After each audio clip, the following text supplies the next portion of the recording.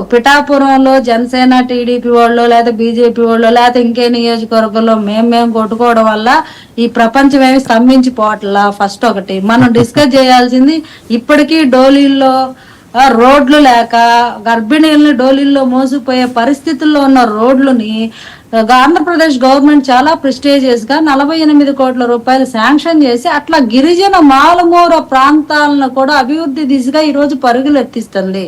అలాంటి అంశాల మీద కృష్ణాంజనేయులు గారు మాట్లాడమనండి, మాకు కూడా హ్యాపీగా ఉంటది.